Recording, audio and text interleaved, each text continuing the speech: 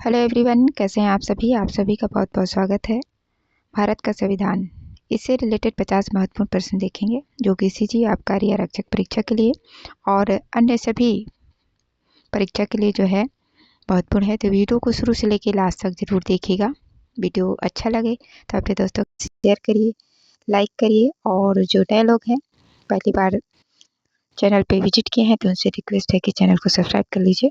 आपको जो है रोज इसी तरीके से एग्जाम रिलेटेड वीडियो मिलते रहेंगे, ठीक है। तो चलिए देखते हैं प्रश्न। पहला प्रश्न है, संविधान के किस अनुच्छेद में मूल कर्तव्यों का प्रावधान है? अनुच्छेद 51 ए, अनुच्छेद 215 ए, अनुच्छेद 354 ए और डी है अनुच्छेद 512 ए। सही आंसर क्या हो जाएगा? मूल कर्तव्यों का प्रावधान किस अनुच्छेद में है? तो अनुच्छेद 51 ए, ठीक है, ऑप्शन नंबर ए। अगला क्वेश्चन है, भारत के संविधान का अनुच्छेद 40 का संबंध किससे है? पंचायती राज से, अखिल भारतीय सेवाओं से, अल्पसंख्यक अधिकार से या फिर इनमें से कोई नहीं? तो सही आंसर क्या हो जाएगा? भारत के संविधान का जो अनुच्छेद 40 है ना, इसका संबंध किससे है? पंचायती राज से, ठीक है, option number A. Question number 3 है, समान कार्य के लिए समान वेतन संविधान के किस भाग में सुनिश्चित किया गया है? एक मौलिक अधिकार है, राज्य के नीति निर्देशक सिद्धांतों का अंग है, मौलिक कर्तव्य है या फिर आर्थिक अधिकार है? तो सही आंसर क्या हो जाएगा इसका? ऑप्शन नंबर बी, राज्य के नीति निर्देशक सिद्धांत का अंग है ना, समान कार्य के लिए समान वेतन, ठीक, option number B. Question number 4 है, हमारे संविधान में किस अधिकार के तहत बाल मजदूरी निषेध है? शोषण के विरुद्ध अधिकार, समानता का अधिकार, अस्पृश्यता के विरुद्ध अधिकार या फिर संवैधानिक निवारण का अधिकार? तो सही आंसर क्या हो जाएगा? हमारे संविधान में जो है किस अधिकार के तहत बाल मजदूरी निषेध किया गया है ना, बाल मजदूरी को निषेध किया गया है? तो शोषण के विरुद्ध अधिकार, ऑप्शन नंबर ए, ठीक। अगला क्वेश्चन है, संविधान का अनुच्छेद 21 संरक्षण प्रदान करता है? पहला है कार्यपालिका के कार्यों के विरुद्ध, विधायिका के कार्यों के विरुद्ध, कार्यपालिका और विधायिका दोनों के कार्यों के विरुद्ध, व्यक्ति को या फिर नागरिक को? जिसका जो सही आंसर है कि संविधान का जो अनुच्छेद है ना 21 है, किसे संरक्षण प्रदान करता है हमें? तो कार्यपालिका और विधायिका दोनों के कार्यों के विरुद्ध जो है किसको संरक्षण प्रदान करता है? व्यक्ति को, ठीक है। तो इसका जो सही आंसर है ऑप्शन नंबर सी हो जाएगा, 3 और 4, ठीक है। अनुच्छेद 21 जो है हमें संरक्षण प्रदान करता है कार्यपालिका और विधायिका दोनों के कार्यों के विरुद्ध व्यक्ति को, ठीक है, 3 और 4। अगला क्वेश्चन है, संविधान के अनुच्छेद 26 में धार्मिक कार्यों के प्रबंध की स्वतंत्रता पर क्या प्रतिबंध लगाया गया है? लोक व्यवस्था, दूसरा है राष्ट्रीय सुरक्षा, तीसरा है शिक्षा, सदाचार, स्वास्थ्य और धर्मनिरपेक्षता। सही उत्तर का चयन करना है। नीचे जो है ABCD 4 ऑप्शन दिए हुए हैं, उसमें से देख के आपको बताना है कि संविधान का जो अनुच्छेद 26 है इसमें धार्मिक कार्यों के प्रबंध की स्वतंत्रता पर क्या प्रतिबंध लगाया गया है, ठीक है। तो इसका जो सही आंसर है ऑप्शन नंबर डी है, 1, 4, 5 है ना, लोक व्यवस्था, सदाचार और स्वास्थ्य है ना, इस पर जो है प्रतिबंध लगाया गया है धार्मिक कार्यों के प्रति, ठीक है, option number D, 1, 4, 5। Question number 7 है, अनुच्छेद 80 के अनुसार राष्ट्रपति राज्यसभा में 12 सदस्यों को नामांकित करता है। उन व्यक्तियों को किस क्षेत्र में विशेष ज्ञान या व्यवहारिक अनुभव होता है? विज्ञान, कला एवं समाज सेवा, क्रीड़ा और डी है उपयुक्त सभी। तो सही आंसर क्या है इसका? ऑप्शन नंबर डी, उपयुक्त सभी क्षेत्रों में जो है इन व्यक्तियों को विशेष ज्ञान या फिर व्यवहारिक अनुभव होता है, ठीक है। अनुच्छेद 80 के अनुसार जो है राष्ट्रपति को राज्यसभा में 12 सदस्यों को मनोनीत करने का अधिकार होता है। ये व्यक्ति जो है विज्ञान, कला और समाज सेवा और क्रीड़ा के क्षेत्र में जो है विशेष अनुभवी या फिर व्यवहारिक अनुभव होता है, ठीक है, ऑप्शन नंबर डी, उपयुक्त सभी। क्वेश्चन नंबर 8 है, अध्यादेश कौन जारी करता है? सर्वोच्च न्यायालय, प्रधानमंत्री, राष्ट्रपति या फिर मुख्यमंत्री? सही आंसर क्या हो जाएगा? अध्यादेश राष्ट्रपति के द्वारा जारी किया जाता है, ठीक है, ऑप्शन नंबर सी।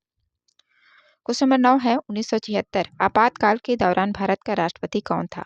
ज्ञानी जैल सिंह, नीलम संजीव रेड्डी, वीवी गिरी या फिर फखरुद्दीन अली अहमद? तो सही आंसर क्या हो जाएगा? ऑप्शन नंबर डी, आपातकाल के दौरान 1976 के दौरान है ना भारत का जो राष्ट्रपति थे फखरुद्दीन अली अहमद जी थे, ठीक है, option number D. Question number 10 है, भारत के प्रथम राष्ट्रपति कौन थे? राधा कृष्णन, राजेंद्र प्रसाद, जवाहरलाल नेहरू या फिर सरदार पटेल? तो सही आंसर क्या हो जाएगा? भारत के जो प्रथम राष्ट्रपति थे राजेंद्र प्रसाद, ठीक है, ऑप्शन नंबर बी। अगला क्वेश्चन है, उपराष्ट्रपति के निर्वाचन में इनमें से कौन भाग लेते हैं? केवल राज्यसभा के सदस्य, केवल लोकसभा के सदस्य, संसद के दोनों सदनों के सदस्य या फिर विधानसभा के सदस्य। तो उपराष्ट्रपति के निर्वाचन में जो है कौन लोग भाग लेते हैं? संसद के दोनों सदनों के सदस्य जो है इसमें भाग लेते हैं। ठीक है, option number C. Question number 12 है, कौन अपने पूर्ण कार्यकाल के लिए निर्वाचित होता है? राष्ट्रपति, उपराष्ट्रपति, लोकसभा का सदस्य, राज्य विधानसभा का सदस्य। तो सही आंसर क्या है इसका? Option number C, 1, 2, 3। ठीक है, राष्ट्रपति, उपराष्ट्रपति और लोकसभा का सदस्य ये जो है अपने पूर्ण कार्यकाल के लिए निर्वाचित होते हैं। ठीक है, option number C, 1, 2, 3। Question number 13 है, राष्ट्रीय विकास परिषद का अध्यक्ष निम्नलिखित में से कौन होता है? प्रधानमंत्री, वित्त मंत्री, योजना मंत्री या फिर विपक्ष का नेता। तो सही आंसर क्या हो जाएगा? विकास परिषद का अध्यक्ष कौन होता है? प्रधानमंत्री। ठीक है, option number A. Question number 14 है, निम्न में से कौन राज्यसभा का सदस्य होते हुए भी लोकसभा की कार्यवाही में भाग ले सकता है? राज्यसभा का मनोनीत सदस्य, राज्यसभा का उपसभापति, राज्यसभा में सदन का नेता या फिर मंत्री जो राज्यसभा का सदस्य हो। तो सही आंसर क्या हो जाएगा? ऑप्शन नंबर डी, मंत्री जो राज्यसभा का सदस्य है, राज्यसभा का सदस्य होते ही भी लोकसभा की कार्यवाही में भाग ले सकता है। ठीक है, option number D. Question number 15 है, अपना पद ग्रहण करते समय कौन दो प्रकार की शपथ या प्रतिज्ञा लेता है?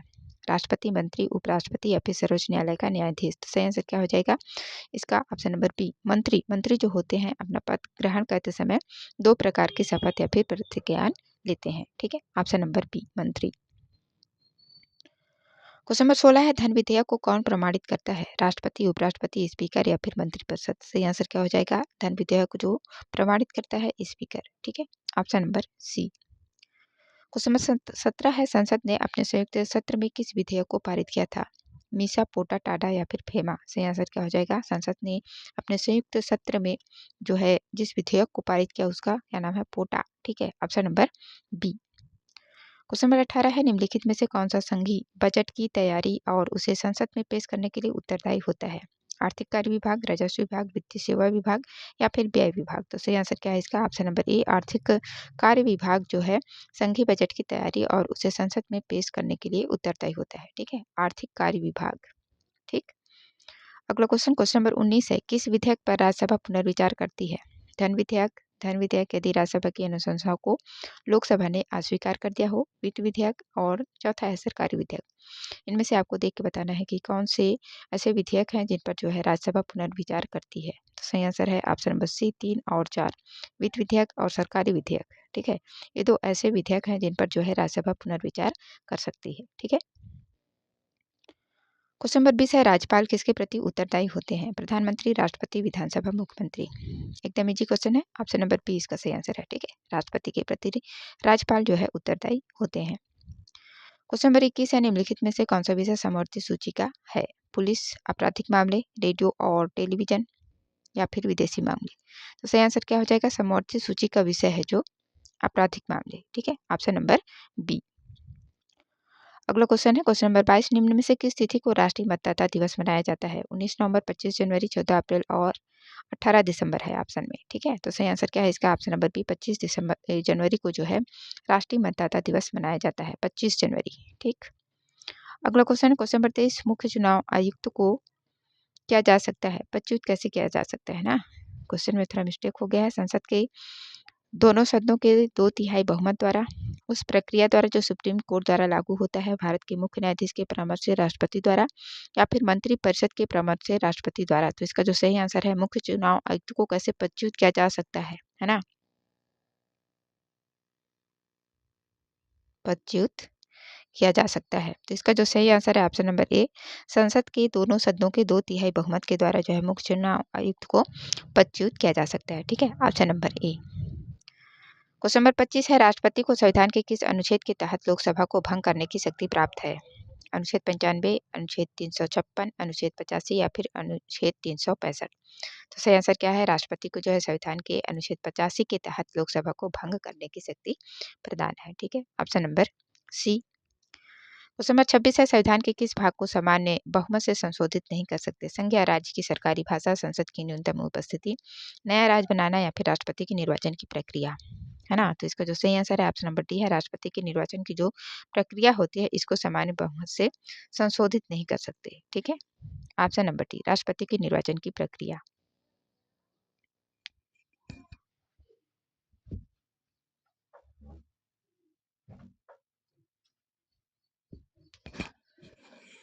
अगला क्वेश्चन है, क्वेश्चन नंबर 27, किस विषय में विधानसभा का 2/3 बहुमत आवश्यक है? ठीक है, किस विषय में विधानसभा का 2/3 बहुमत आवश्यक है? एक नया राज्य बनाने के लिए, विधान परिषद की स्थापना के लिए, विधान परिषद के उत्साधन के लिए, अनुच्छेद 368 में संशोधन हेतु विधेयक पर अनुसमर्थन के लिए, संविधान के आधारभूत ढांचा को संशोधित करने वाले विधेयक पर अनुसमर्थन के लिए। किस विषय पर जो है विधानसभा का 2/3 बहुमत आवश्यक होता है? तो ऑप्शन नंबर सी 2 और 3 के लिए। ठीक है, 2 में क्या है, विधान परिषद की स्थापना के लिए, और 3 में है विधान परिषद के उत्साधन के लिए जो है विधानसभा का 2/3 बहुमत आवश्यक होता है। ठीक है, ऑप्शन नंबर सी 2 और 3। ठीक, क्वेश्चन नंबर 28 है, संविधान संशोधन प्रक्रिया का उल्लेख निम्नलिखित में से किस अनुच्छेद में किया गया है? अनुच्छेद 370, अनुच्छेद 366, अनुच्छेद 368 या फिर अनुच्छेद 369। तो सही आंसर क्या हो जाएगा इसका? ऑप्शन नंबर सी, अनुच्छेद 368 में जो है संविधान संशोधन प्रक्रिया का उल्लेख किया गया है। ठीक है, ऑप्शन नंबर सी। अगला क्वेश्चन है, क्वेश्चन नंबर 29, किस अनुच्छेद में हिंदी भाषा के विकास की बात कही गई है? अनुच्छेद 345, अनुच्छेद 348, अनुच्छेद 347 या फिर अनुच्छेद 351। तो सही आंसर क्या है इसका? ऑप्शन नंबर डी, अनुच्छेद 351 में जो है हिंदी भाषा के विकास की बात कही गई है। ठीक है, ऑप्शन नंबर डी। दोस्तों यदि वीडियो अच्छा लग रहा है तो इसे लाइक कर दीजिए, अपने दोस्तों के साथ शेयर भी कर दीजिए, और जो नए लोग हैं पहली बार चैनल पे विजिट किए हैं, वीडियो देख रहे हैं, तो उनसे रिक्वेस्ट है कि चैनल को जो है सब्सक्राइब कर लीजिए। आपको जो है रोज इसी तरीके से एग्जाम रिलेटेड वीडियो रोज मिलते रहेंगे। ठीक है, अगला क्वेश्चन, क्वेश्चन नंबर 30 है, निम्नलिखित में से कौन सी निर्वाचन प्रणालियां भारत में स्वीकार की गई है? वयस्क मताधिकार पर आधारित अप्रत्यक्ष निर्वाचन प्रणाली, अनुपातिक अनुपातिक प्रतिनिधित्व की एकल संक्रमणीय प्रणाली, अनुपातिक प्रतिनिधित्व की सूची प्रणाली, और चौथा है अप्रत्यक्ष निर्वाचन की संचयी मतदान प्रणाली। तो इसका जो सही आंसर है ऑप्शन नंबर बी है ना। हमारे जो निर्वाचन प्रणाली है भारत में, उसमें किसको किसको स्वीकार किया गया है? वयस्क मताधिकार पर आधारित अप्रत्यक्ष निर्वाचन प्रणाली और अनुपातिक प्रतिनिधित्व की एकल संक्रमणीय प्रणाली। ठीक है, तो इन दोनों को जो है हमारे निर्वाचन प्रणाली में स्वीकार किया गया है। ठीक है, ऑप्शन नंबर बी 1 और 2। क्वेश्चन नंबर 31 है, एक उच्च न्यायालय का न्यायाधीश अपना त्यागपत्र देता है। राष्ट्रपति, भारत के मुख्य न्यायाधीश, उच्च राज्य के उच्च न्यायालय के मुख्य न्यायाधीश को, या फिर राज्य के राज्यपाल को। तो सही आंसर क्या हो जाएगा? एक उच्च न्यायालय का न्यायाधीश जो है अपना त्यागपत्र किसको देगा? भारत के राष्ट्रपति को। ठीक है, ऑप्शन नंबर ए। अगला क्वेश्चन है, निम्न में से कौन सा एक रिट न्यायालय में कार्यवाही लंबित होने की दशा में जारी की जाती है? परमादेश, उत्प्रेषण, प्रतिषेध या फिर अधिकार परीक्षा। कोई कार्यवाही यदि न्यायालय में लंबित होने की दशा में जो रिट जारी की जाती है उसको क्या बोलते हैं? प्रतिषेध। ठीक है, ऑप्शन नंबर सी। अगला क्वेश्चन है, भारत में कितने उच्च न्यायालय कार्यरत हैं? 20, 24, 25 या फिर 30। सही आंसर क्या हो जाएगा? भारत में कितने उच्च न्यायालय कार्यरत हैं? तो 25। ठीक है, option number C. Question number 34 है, एक राज्य का मुख्यमंत्री राष्ट्रपति के चुनाव में मतदान नहीं कर सकता क्योंकि वह राज्य का कार्यवाहक मुख्यमंत्री है, बी है उसे राज्य विधान परिषद में बहुमत सिद्ध करना बाकी है, सी है वह राज्य के उच्च सदन का सदस्य है, और डी है इनमें से कोई नहीं। तो सही आंसर क्या हो जाएगा? एक राज्य का मुख्यमंत्री राष्ट्रपति के चुनाव में मतदान इसलिए नहीं कर सकता क्योंकि वह राज्य के उच्च सदन का सदस्य होता है। ठीक है, option number C. Question number 35 है, बॉम्बे, मद्रास, कलकत्ता उच्च न्यायालय की स्थापना कब हुई थी? 1861, 1882, 1871 या फिर 1881 में। तो सही आंसर क्या है? बॉम्बे, मद्रास और कलकत्ता उच्च न्यायालय की स्थापना जो है वर्ष 1861 में हुई थी। ठीक है, option number A. Question number 36 है, संसदीय प्रक्रिया में गिलोटिन का क्या अर्थ है? विधेयक पर बहस को बंद कर देना, विधेयक पर बहस को जारी रखना, सदस्यों द्वारा सदन का बहिष्कार या फिर सदन को स्थगित कर देना। तो संसदीय प्रक्रिया में है ना, गिलोटिन का जो अर्थ होता है विधेयक पर बहस को बंद कर देना। ठीक है, ऑप्शन नंबर ए, विधेयक पर बहस को बंद कर देना गिलोटिन होता है। ठीक है, क्वेश्चन नंबर 37 है, निम्नलिखित में से कौन सा व्यय संचित निधि पर भारित होता है? राष्ट्रपति की उपलब्धियां और भत्ते, उपराष्ट्रपति का वेतन और भत्ता, न्यायाधीशों का वेतन और भत्ता, महान्यायवादी का वेतन और भत्ता, नियंत्रक महालेखा परीक्षक का वेतन और भत्ता। तो सही आंसर क्या हो जाएगा? संचित निधि पर जो भारित होता है ना, कौन कौन से? राष्ट्रपति की उपलब्धियां और भत्ते, न्यायाधीशों का वेतन और भत्ते, है ना, और नियंत्रक महालेखा परीक्षक का वेतन और भत्ता, है ना, 1, 3 और 5, ठीक है। Option number B. राष्ट्रपति की उपलब्धि और भत्ते, न्यायाधीशों का वेतन और भत्ता और नियंत्रक महालेखा परीक्षक का वेतन और भत्ता जो है भारत की संचित निधि पर भारित होता है, ठीक है। Option number B. Question number 38 है, लोकसभा अध्यक्ष का चुनाव किया जाता है संसद के सभी सदस्यों द्वारा, प्रत्यक्ष रूप से जनता द्वारा, लोकसभा के सभी सदस्यों द्वारा या फिर लोकसभा के बहुमत वाले दल के सदस्यों के द्वारा। तो सही आंसर क्या हो जाएगा? लोकसभा के अध्यक्ष का चुनाव कैसे किया जाता है? लोकसभा के सभी सदस्यों के द्वारा, ठीक है। Option number C. अगला क्वेश्चन है क्वेश्चन नंबर 39 से, लोकसभा का स्पीकर अपने निर्णायक मत की शक्ति का प्रयोग नहीं कर सकता, है ना। लोकसभा का स्पीकर अपने निर्णायक मत का प्रयोग नहीं कर सकता। किसमें नहीं कर सकता है? पहला है समान मत आने पर, दूसरा है महाभियोग प्रस्ताव पर, तीसरा है न्यायाधीशों के पदच्युति प्रस्ताव पर, चौथा है सरकारी साधारण विधेयकों पर, पांचवा है धन विधेयक पर, छठवां है भारतीय संविधान के अनुच्छेद 52 से संबंधित विधेयक पर और सातवां है नए राज्य के निर्माण से संबंधित विधेयक पर। तो इसका जो सही आंसर है ऑप्शन नंबर डी है, 2, 3, 6, है ना। महाभियोग प्रस्ताव पर और न्यायाधीशों के पदच्युति प्रस्ताव पर और फिर जो है भारतीय संविधान के अनुच्छेद 52 से संबंधित विधेयक पर जो है लोकसभा का स्पीकर अपने निर्णायक मत की शक्ति का प्रयोग नहीं कर सकता है, ठीक है ना। लोकसभा का स्पीकर अपने निर्णायक मत का प्रयोग नहीं कर सकता है महाभियोग प्रस्ताव पर, न्यायाधीशों के पदच्युति प्रस्ताव पर और भारतीय संविधान के अनुच्छेद 52 से संबंधित विधेयक पर। Option number D, 2, 3, 6। अगला क्वेश्चन है क्वेश्चन नंबर 40, लोकसभा अध्यक्ष अपना त्यागपत्र किसे संबोधित करते हुए देगा? भारत का राष्ट्रपति, भारत का प्रधानमंत्री, राज्यसभा का सभापति या लोकसभा का उपाध्यक्ष? तो सही आंसर क्या हो जाएगा? लोकसभा का जो अध्यक्ष अपना त्यागपत्र किसे संबोधित करते हुए देगा? तो लोकसभा का जो उपाध्यक्ष होगा उसको, ठीक है। Option number D. Question number 41 है, भारत की नियंत्रक एवं महालेखा परीक्षक की नियुक्ति कौन करता है? भारत का राष्ट्रपति, भारत का प्रधानमंत्री, केंद्रीय लोक सेवा आयोग का अध्यक्ष या फिर संसद?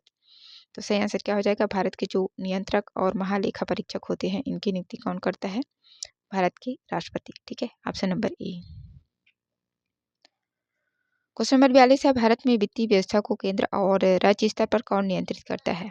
महान्यायवादी, भारत का महालेखा परीक्षक, संसद की वित्तीय समितियां, भारत की संचित निधि? सही आंसर क्या हो जाएगा? भारत में वित्तीय व्यवस्था को केंद्र और राज्य स्तर पर कौन नियंत्रित करता है? तो भारत का महालेखा परीक्षक, ठीक है। Option number B. Question number 43 है, कौन अपने पूर्ण कार्यकाल के लिए निर्वाचित होता है? ये क्वेश्चन एक बार और देख चुके हैं जिसमें हम लोग 1, 2, 3, है ना, ऑप्शन नंबर सी आंसर लिए थे, लेकिन इसका जो सही आंसर है ऑप्शन नंबर बी, 1 और 2, ठीक है। राष्ट्रपति और उपराष्ट्रपति जो है अपने पूर्ण कार्यकाल के लिए निर्वाचित होते हैं, ठीक है। Option number B. सही आंसर क्या है आप लोग कमेंट्स करके बताएंगे, ठीक है। क्वेश्चन नंबर 44 है, भारत का राष्ट्रपति बनने के लिए न्यूनतम आयु कितनी होनी चाहिए? 25 वर्ष, 40 वर्ष, 30 वर्ष या फिर 35 वर्ष? सही आंसर क्या हो जाएगा? भारत का राष्ट्रपति बनने के लिए जो न्यूनतम आयु है ना 35 वर्ष होना आवश्यक है, ठीक है। Option number D. Question number 45 है, भारतीय संविधान की किस अनुसूची में भारत के उत्तर पूर्वी राज्यों के जनजातीय क्षेत्रों का प्रशासन सम्मिलित किया गया है? तीसरी, चौथी, पांचवी या फिर छठी? तो सही आंसर क्या हो जाएगा? ऑप्शन नंबर डी, छठी। भारत के संविधान की 6वीं अनुसूची में जो है भारत के उत्तर पूर्वी राज्यों के जनजातीय क्षेत्रों पर प्रशासन का प्रावधान है, ठीक है। ऑप्शन नंबर डी, 6वीं अनुसूची के अनुसार। क्वेश्चन नंबर 46 है, मौलिक अधिकार एवं नीति निर्देशक तत्वों के आधारभूत अंतर क्या है? मौलिक अधिकार और जो नीति निर्देशक सिद्धांत है इनके बीच जो अंतर है उसको बताना है ना। ए है मौलिक अधिकार सकारात्मक है जबकि नीति निर्देशक सिद्धांत नकारात्मक है। बी है निर्देशक सिद्धांत साधन है तो मौलिक अधिकार साध्य है। सी है मौलिक अधिकार वादयोग है जबकि नीति निर्देशक सिद्धांत नहीं है। और डी है उपयुक्त सभी। तो इन दोनों मौलिक अधिकार और नीति निर्देशक तत्व के बीच जो आधारभूत अंतर है, मौलिक अधिकार जो होता है ये वाद योग है जबकि नीति निर्देशक सिद्धांत वाद योग नहीं है ना। तो ऑप्शन नंबर सी हमारा सही आंसर हो जाएगा। अगला क्वेश्चन है क्वेश्चन नंबर 47, अभिव्यक्ति की स्वतंत्रता का प्रयोग नहीं किया जा सकता है। लोगों को हिंसा के लिए उकसाने में, लोग उपक्रम की अंतर्राष्ट्रीय के पक्ष में बोलने में, अधिक वेतन की मांग में, सरकार के विरुद्ध भ्रष्टाचार के आरोप लगाने में। तो इसका जो सही आंसर है अभिव्यक्ति की स्वतंत्रता का प्रयोग किसमें नहीं किया जा सकता? लोगों को हिंसा के लिए उकसाने में, ठीक है। Option number A.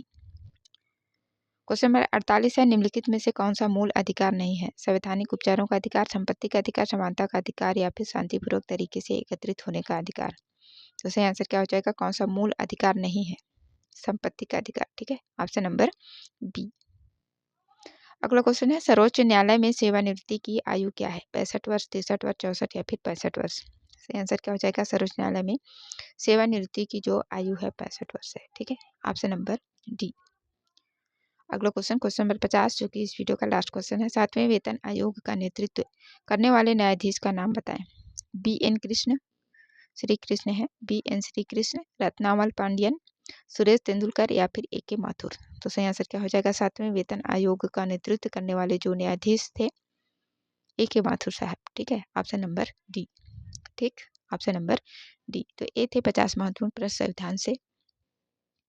आशा करती हूँ आप लोगों को वीडियो अच्छा लगा होगा। वीडियो अच्छा लगा है तो लाइक कर दीजिए, अपने दोस्तों के साथ शेयर भी कर दीजिए। ठीक है, बाकी वीडियो देखने के लिए आप सभी का बहुत बहुत धन्यवाद है। मिलते हैं अगले वीडियो में।